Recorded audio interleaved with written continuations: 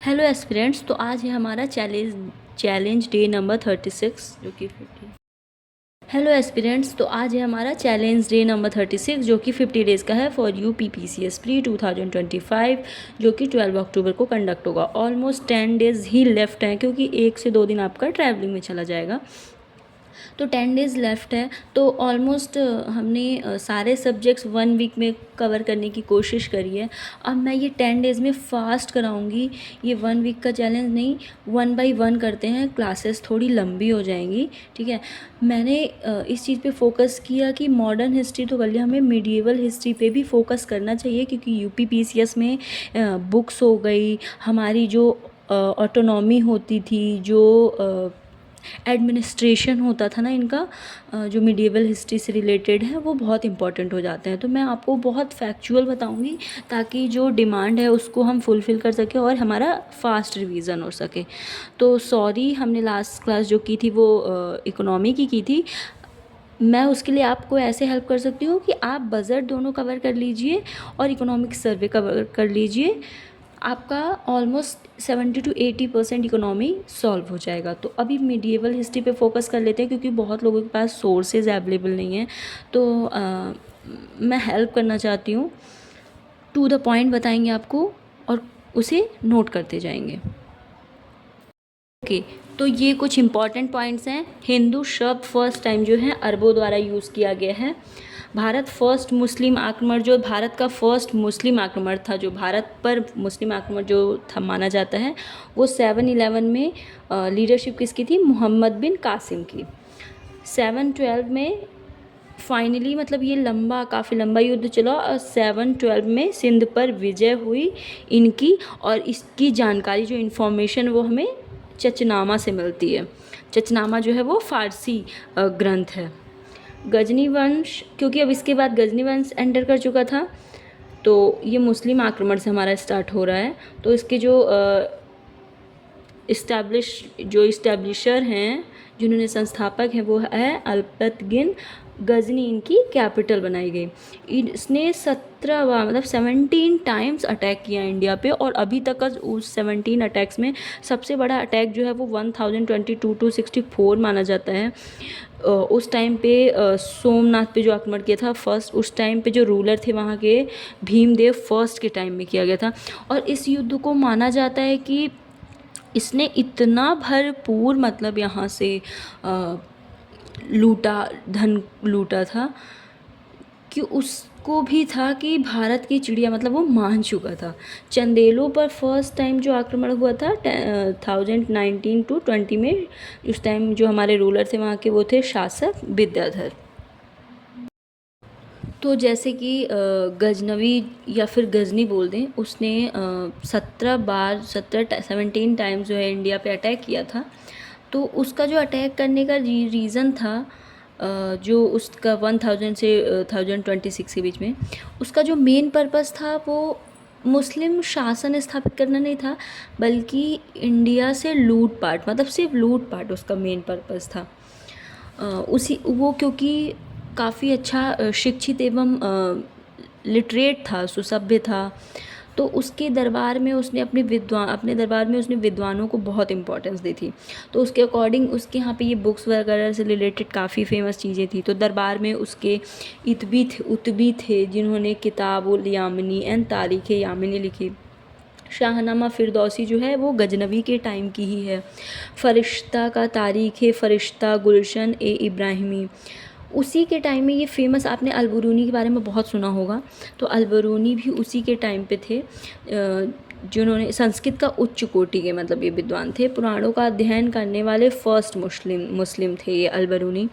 इन्होंने तहकीक हिंद लिखी।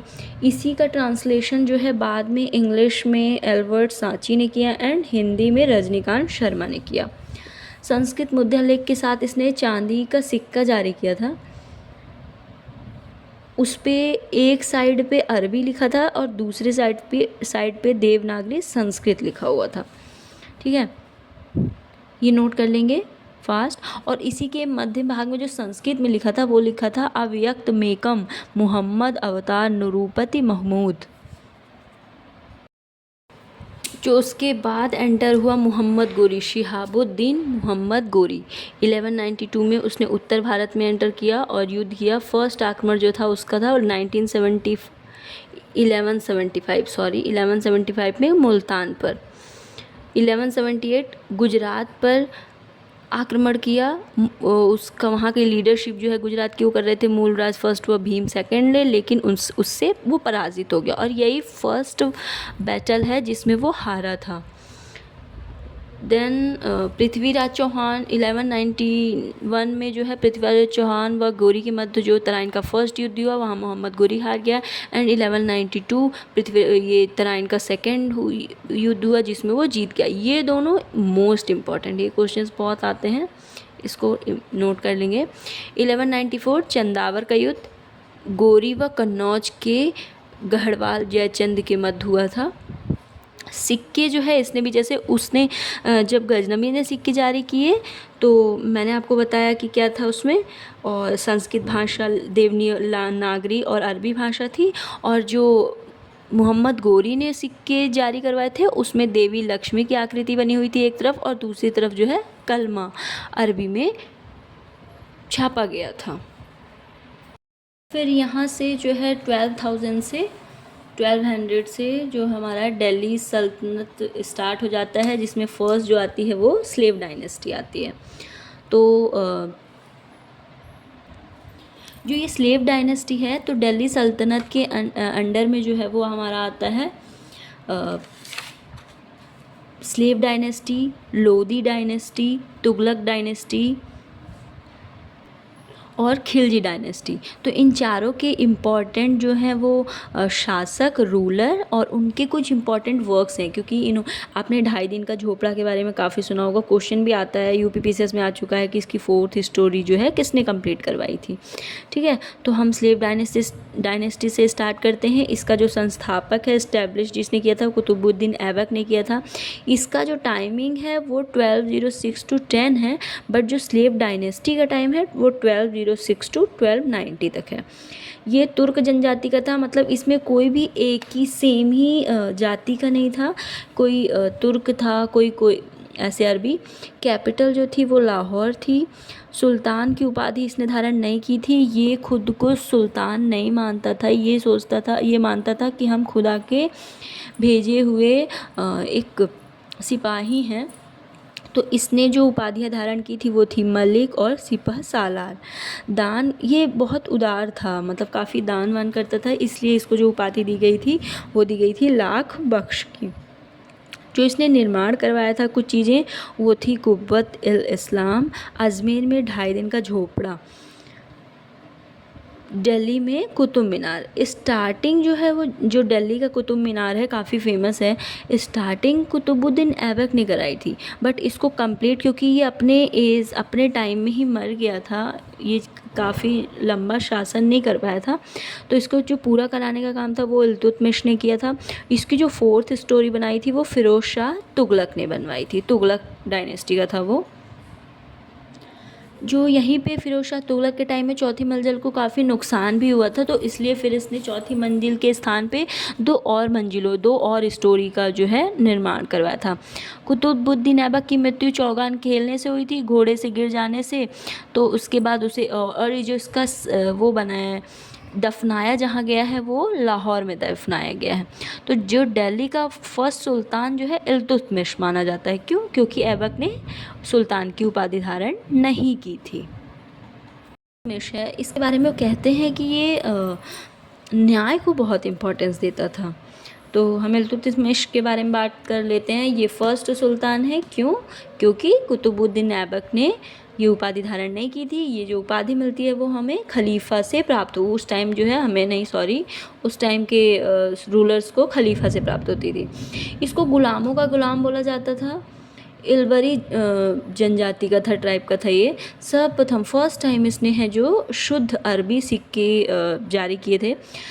एक था चांदी का टंका और एक था तांबे का जीतल। इल्तुतमिश जो है अपने महल के सामने संगमरमर की 2 मूर्तियाँ स्थापित किया था, जिनके गले में उसने घंटी बांधी थी। तो जैसे मैंने बोला है वो न्यायप्रिय था, तो ताकि न्याय की मांग की जा सके। सभी शहरों में काजी और अमीरदार नामक अधिकारी भी स्थापित किए थे। इसके बारे में काफ़ी चीज़ें बोलते बोलते इल्तुतमिश जो है निस्संदेह गुलाम वंश का वास्तविक संस्थापक था। मतलब इस्टेब्लिश जो है मेनली इसी को माना जाता है। फर्स्ट टाइम कोई लेडी इस टाइम पे रूलर बनी थी, जो की थी रजिया सुल्तान।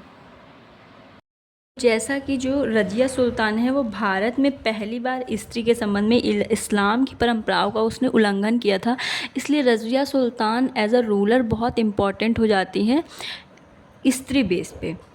तो उसने राजनीतिक दृष्टि से राज्य की शक्ति को सरदारों अथवा सूबेदारों में विभाजित करने के स्थान पर सुल्तान के हाथों में केंद्रित करने पर बल दिया। सेंट्रलाइजेशन पर इसने जो है फोकस किया।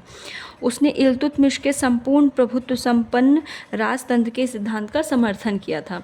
इसका जो टाइमिंग है वो है 1236 to 40। ये इम्पॉर्टेंट हो जाएगा इसके लिए।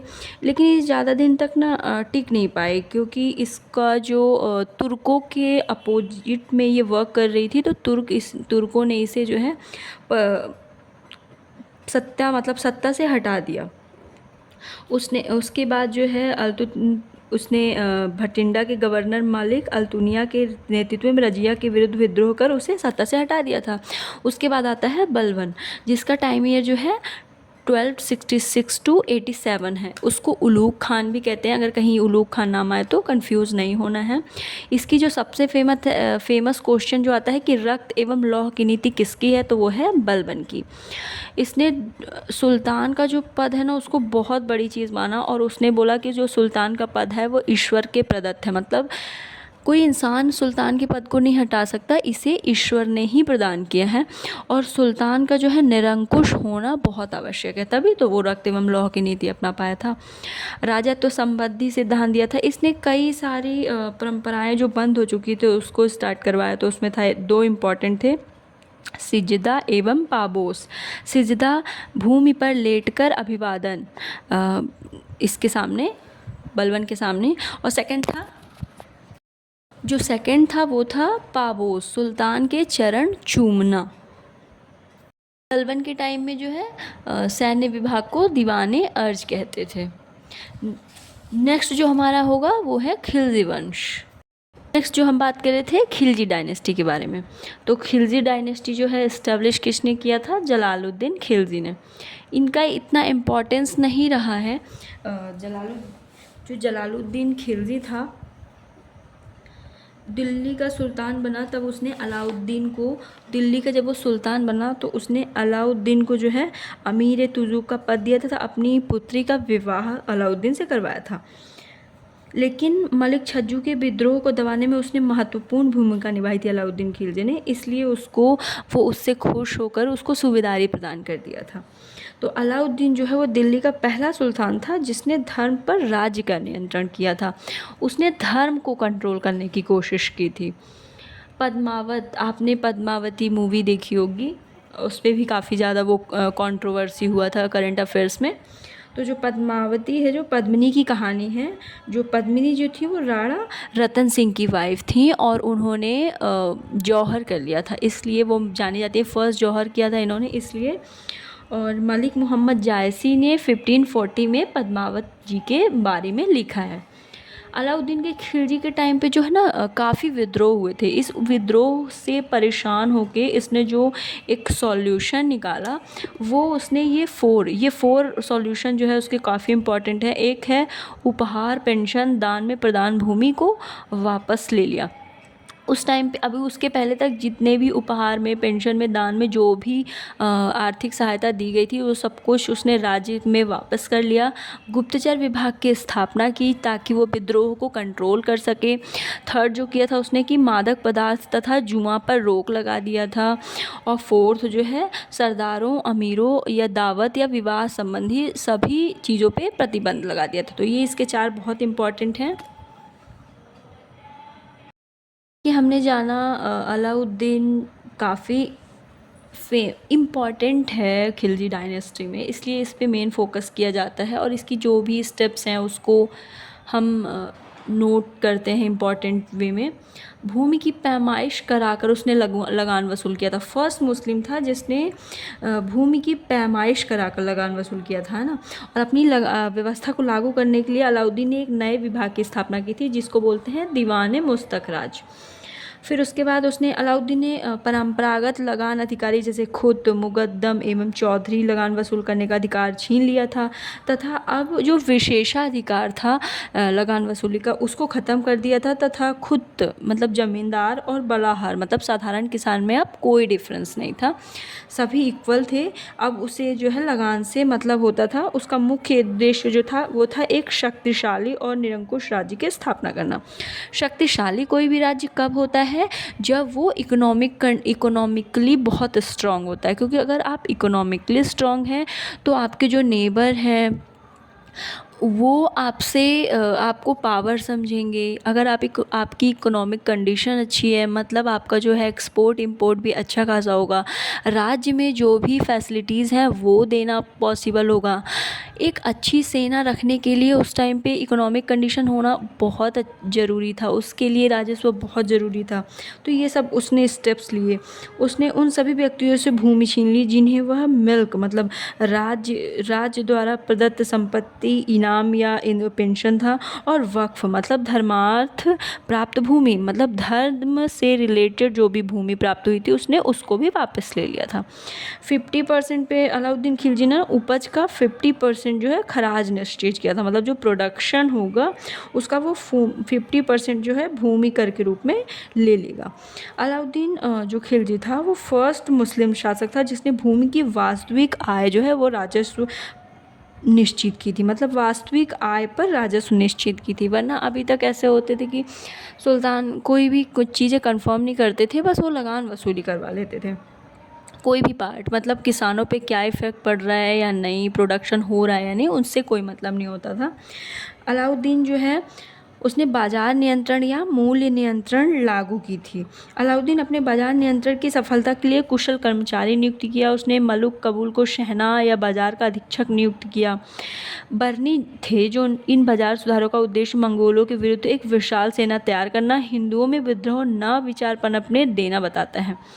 सल्तनत कालीन जो है शासक अलाउद्दीन खिलजी ने सार्वजनिक वितरण प्रणाली जो है लागू की थी, जो घरी कर जो कि घरों एवं झोपड़ियों पर लगाया जाता था, नवीन कर था अलाउद्दीन खिलजी के थ्रू। इसको भी नोट करा देते हैं।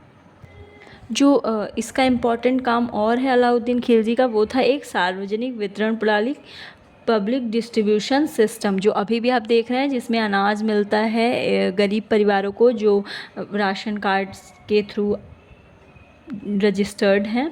उसने 2 टाइप के कर स्टार्ट किए, टैक्सेस, घेरी कर जो कि घरों एवं झोपड़ियों पर लगता था, और चराई कर जो कि दुधारू पशुओं पर लगता था। मतलब इसने कहीं ना कहीं इकोनॉमिक कंडीशन स्ट्रॉन्ग करने के लिए जो एक पर्सन की बेसिक नीड्स होती है ना, उस पर भी टैक्स लगाने की कोशिश करी है। सोचिए उस टाइम पे।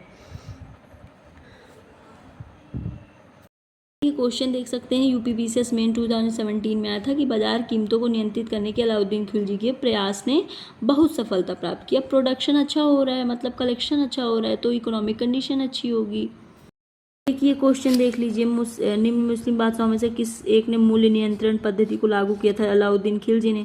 अलाउद्दीन खिलजी काफ़ी इंपॉर्टेंट है। देखिए जीआईसी में भी क्वेश्चन आ चुका है, प्री में भी आ चुका है, यूपी लोअर सब में, और यूपी लोअर 2004 में भी। खिलजी डायनेस्टी, हम बात करेंगे तुगलक डायनेस्टी के बारे में, तुगलक वंश के बारे में। इसको जो इस्टेब्लिश किया था वो किया था गयासुद्दीन तुगलक ने, गाजी तुगलक ने, जो अलाउद्दीन के सेनापतियों में एक था। उसकी माता जाट महिला थी, हिंदू जाट थी, और पिता एक जो है वो करौना तुर्क था। बलबन का मतलब दास था उसका जो पिता था। गयासुद्दीन तुगलक अलाउद्दीन खिलजी के शासनकाल में कई महत्वपूर्ण मतलब अभियानों का अध्यक्ष रह चुका था, इसलिए जो है उस पर दिमालपुर का राज्यपाल नियुक्त किया गया था उसको। उसने 29 अवसरों पर मंगोलों के विरुद्ध युद्ध किया और भारत से बाहर खदेड़ा, इसलिए उसको जो है मलिक उल गाजी का जो है पद प्रदान किया जाता है। इसके अलावा उसने जो इम्पोर्टेंट काम किया है, उसने अलाउद्दीन जैसे लगान वसूल हटा के लगान जो है किसानों से पहले की तरह 1/5 या 1/1/3 जो है भाग वो वसूल करने लगा। अकाल में भूमि कर माफ़ कर दिया था। ये बहुत अच्छी चीज़ है, क्योंकि ये जनरली ज़मींदार नहीं करते थे, वो हमेशा फार्मर पीजेंट्स को जो है परेशान करते थे कि अगर अकाल पड़ता है तो जनरली उन्हें कर्ज़ दे के और ज़्यादा डेट में फंसाते थे। तो इसने ये अच्छी चीज़ की थी, अकाल में भूमि कर माफ़ कर देता था। राजस्व वसूली में मुक्त जागीरें हो गई थी। नस्ल एवं बटाई की इसने प्रथा स्टार्ट की थी। इसका कुछ इतना ही इम्पॉर्टेंट है जो आपके एग्ज़ाम के पर्पज़ से इम्पॉर्टेंट है। फिर है मोहम्मद बिन तुगलक, जिसका 1325 टू 51 जो है टाइमिंग आता है। इसने कृषि उन्नति हेतु दीवान ए अमीर कोही की स्थापना की थी, जो विभाग की मतलब स्थापना की थी। कृषि की उन्नति के लिए दीवाने अमीर को ही जो है इस्टेब्लिश किया था। और इसके हम इम्पॉर्टेंट पार्ट पढ़ लेते हैं। जो मोहम्मद बिन तुगलक था वो मतलब काफ़ी विद्वान था, लिटरेट था, शिक्षक था। उसे ना खगोल शास्त्र मतलब एस्ट्रोलॉजी ये सब चीज़ें, मतलब मैथ और आयुर्विज्ञान ये सब में काफ़ी इंटरेस्ट था। तो मतलब कहीं ना कहीं ये पढ़ा लिखा काफ़ी अच्छा था। फिर मोहम्मद बिन तुगलक जो है उसकी इसने इसका जो इम्पोर्टेंट वर्क है, एक राजधानी को जो है दिल्ली से दौलताबाद इसने शिफ्ट कर दिया था ताकि लोग परेशान ना करें। सिक्कों पर अल सुल्तान जिल्ली अल्लाह जो है लिखवाया था। इसने 5 वर्क जो किए थे, ये बहुत इम्पोर्टेंट है, आता है क्वेश्चन डायरेक्ट। दोआब में वृद्धि, देवगिरी को राजधानी बनाया इसने। देन सांकेतिक मुद्रा जारी की, खुरासान पर आक्रमण और कराचिल अभियान। Okay for today, thank you so much.